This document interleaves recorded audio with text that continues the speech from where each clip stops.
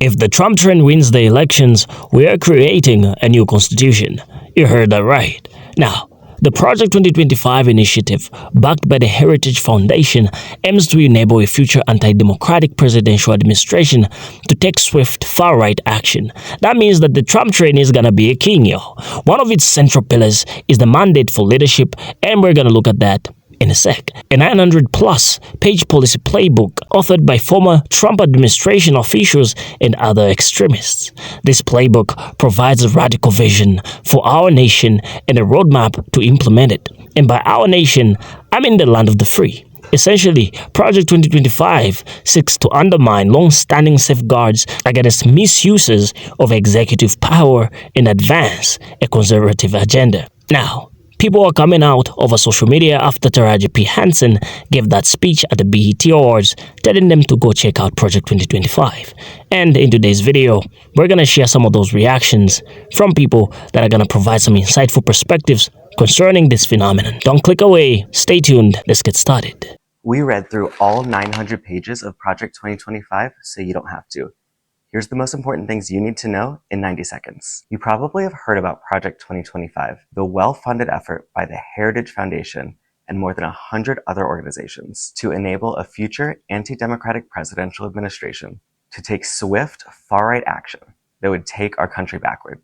A key part of that effort is this 900-page public playbook called the Mandate for Leadership that has detailed policy recommendations for how to cut wages for working people, dismantle social safety net programs, reverse decades of progress for civil rights, redefine the way our society operates, and undermine our economy. Even more concerningly, a lot of what they propose would be done by the president and the executive branch alone without waiting for congressional approval. While many of these plans are unlawful, winning in the courts is not guaranteed. That's why we've put together the People's Guide to Project 2025, a first-of-its-kind resource to help all of us to learn more about these threats and fight back. Our guide focuses specifically on threats that could be carried out by an anti-democratic president and their administration, and describes the ways they would harm millions of workers, stop efforts to lower drug prices, restrict access to medication abortion, and so much more. To read the report, visit our website at democracyforward.org/project2025, and make sure to follow us here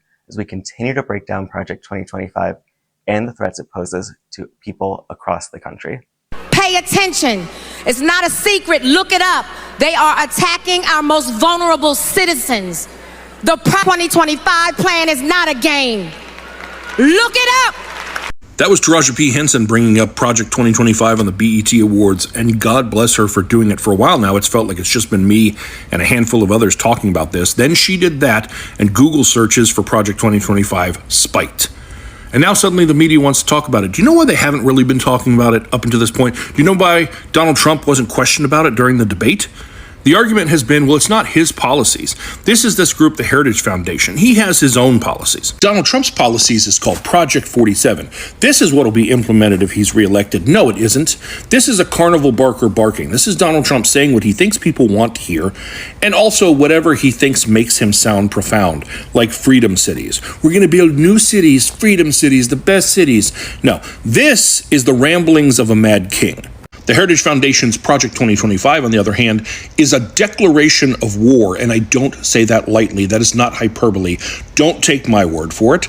Listen to Kevin Roberts, the president of the Heritage Foundation. That we are in the process of the Second American Revolution, which will remain bloodless if the left allows it to be. We are in the process of the Second American Revolution, which will remain bloodless if the left allows it to be. In other words, if you roll over and take it, it'll be okay. But if you have a problem with us overthrowing the government, overthrowing the country, there will be bloodshed. They're not being subtle. They're not hiding it. And a message I received the other day confirms one of my biggest concerns. I had someone I was corresponding with say, I'm not that worried about Trump being reelected because it seems like in his first term, he was largely unsuccessful in passing a lot of the terrible things that he wanted to do. And our government has checks and balances in place. Project 2025 literally exists because they realized he was largely unsuccessful during his first term. Some of the architects behind Project 2025 have literally said, we thought he was going to do more during his first term and then he didn't. And we realized it's because he doesn't know how. So we're helping him. all we have to do is tell him it's all his idea. They just go and present it and say, you had these brilliant ideas, and all we did was take it and show how to do it. So you just have to do this. And a big part of what they're doing is making it so they go around those checks and balances in government. A combination of executive orders and relying on changes made by the Supreme Court. Changes like this. This decision opens up a bunch of doors that needed to be opened for them to execute a big part of Project 2025. And if you don't know that much about Project 2025, essentially, it seeks to turn America into a Christian nationalist, authoritarian police state. These are all part of its agenda. Eliminate the Department of Education. Dismantle civil rights and DEI programs. Eliminate no-fault divorce. Total ban of abortions regardless of viability or health of mother. Ban all contraceptives. They want to codify America as a Christian nation. Dismantling the FBI and Homeland Security, using the military to break up protests, forcing immigrants to be deported or held in camps, banning Muslims from entering the country, taking away the FDA, the EPA, and packing the Supreme Court with extreme far-right judges. Donald Trump already appointed 3 judges. These 2 are up for retirement. And if he wins again, they almost certainly will step down so that he replaces them with people that they approve of. Ultimately, what they want is this. And Donald Trump is just a figurehead. He's just a face. The body of the beast is MAGA. And what MAGA wants is control. Not what's in the best interest of the people at large, but what services the desires of members of their little club. They aren't patriots. They're people who have identified what they believe and may accurately be weaknesses in how our government is run, and they want to exploit them. And if this man is reelected, it is very likely that America as we know it would cease to exist. And I don't say that lightly. Sadly, Project 2025 is very much real. I did not expect that last video to blow up like it did. I did not expect to see thousands of comments from people asking whether this was a real thing. It is so easy to find. It is almost 1,000 pages of detailed information about how we will lose more of our rights. And there are plenty of people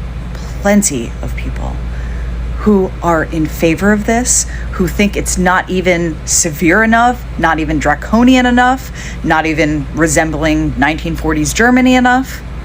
This is the plan to strip marginalized people in the United States of even more rights. This would be extraordinarily hurtful and damaging towards all women. Is that really what you want?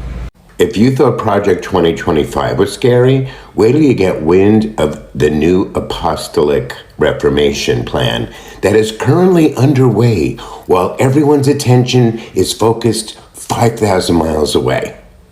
This is scary. The Southern Poverty Law Center has come out with a report that even they say the greatest threat to American democracy you never heard of. So I'm going to have a link in my comments. That's the Huffington Post article. But within that are all the links to find out how much you should start packing to get out of here. Because, honey, America is going to be a country that ain't none of you going to want to live in. Unless, of course, you're Mike Johnson, who's probably their, big plan to keep in charge of this place. I'm telling you, we're all focused on what's happening there, and they are going to control what's happening here, and America is going to suck. So another concern apart from Project 2025 that we've heard in today's video is the New Apostolic Reformation. So the New Apostolic Reformation, or NAR, is an unbiblical religious movement that emphasizes experience over scripture, mysticism over doctrine, and modern-day apostles over the plain text of the Bible. That pretty much means that they're going to abolish everything that the Bible teaches. Of particular distinction in the New Apostolic Reformation are the role and power of spiritual leaders and miracle workers, the reception of new revelations from God, and overemphasis on spiritual warfare and the pursuit of cultural and political control in society. So they are saying they're going to provide new revelations about God's word. Now, who's going to come up with these new revelations, you ask? I don't really know, but they are saying religious leaders or spiritual leaders rather. So they are saying the seeking of signs and wonders in the new Apostolic Reformation is always accompanied by blatantly false doctrine. Now, this is the most important takeaway from this. So the new Apostolic Reformation teaches that God's intended form of church governance is apostles and prophets, holding leadership over evangelists, pastors, and teachers. So they are basically saying that apostles and prophets are the head, basically, right? And this new doctrine teaches that, which is an unbiblical movement that is going to guide perhaps the new formation of governance, I guess, in relation to Project 2025. So, however, this has not been the case for the vast majority of Christian history. So, according to the new Apostolic Reformation, God began to restore prophets and apostles over the last 30 to 40 years. Only now, as the church is properly guided by the appropriate spiritual leaders, can it fulfill its commission. So they are saying they want to fulfill their commission using this agenda. Leave your thoughts in the comment section regarding what you think. Now let's talk about where the Project 2025 idea was gotten from, or rather where it's really talked about, which is a book called The Mandate of Leadership. The Conservative Promise is a comprehensive policy guide published by the Heritage Foundation. It serves as a blueprint for the next conservative U.S. president, drawing from the expertise of political appointees, policy scholars, and conservative leaders. So the book offers specific proposals to address major issues facing the country. For instance, restoring the integrity of the Department of Justice by holding the FBI accountable and enforcing migration laws, strengthening border security by restructuring the Department of Homeland Security, breaking up the Department of Education to enhance education freedom and protect taxpayers from student loan forgiveness. The other perspective is agency restructuring, so it also outlines how each federal agency should be restructured to effectively address these issues. And the third aspect is legacy. So this edition builds up the 1981 version of Mandate for Leadership, which was a bestseller. The goal is to prepare future conservative leaders to dismantle the administrative state and restore self-governance to the American people. And that is why I'm saying we are recreating the Constitution here in the land of the free. Now, let's talk about how Project 2025 on the online scope has been received. So the Project 2025 initiative proposed by the Conservative Heritage Foundation has sparked varied reactions from different political groups. And we're talking about political groups. So the first one is liberal opposition. So Democrats have criticized Project 2025, viewing it as a dystopian plot to dismantle democratic institutions. The other aspect is Congressman Jared Huffman of California established a Stop Project 2025 task force to counter its far-right agenda. And the other group or political group is Heritage Foundation's response.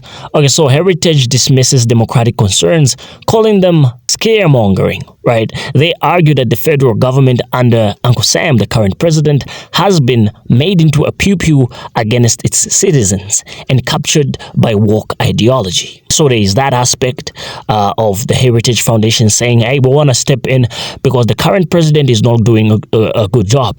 And from that debate, we could all see that now people are beginning to believe the Heritage Foundation. So the third aspect is Republican echo.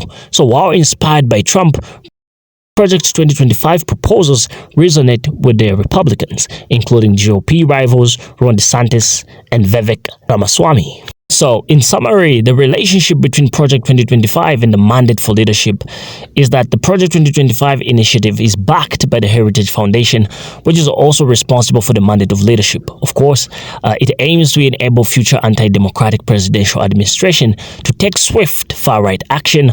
Now, what does all this boil down to for normal citizens? So, in terms of Project 2025, it's a radical conservative playbook aiming to empower a future anti-democratic president. And the other aspect is it proposes cutting wages, dismantling safeguards, and reversing civil rights progress. And the last one on Project 2025 is controversial.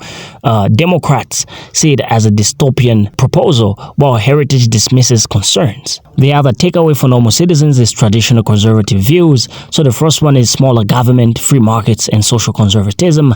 The other one is focus on individual liberty and limited government intervention. Neoconservatism is the third aspect, so assertive foreign policy, American exceptionalism, and global leadership. The fourth aspect is libertarianism, so max personal freedom, minimal government, and non-intervention. I hope that makes sense for you, and I would like you to leave your thoughts in the comment section regarding the discussions that we've had concerning Project 2025, the mandate of leadership, and the new Apostolic Reformation. Do you think all these proposals, projects, or whatever they are, they have some similarities? Tell me what you think in the comment section, and what makes you say that? I'll see you in the next video. Please like, share, and subscribe. Signing off, and take care.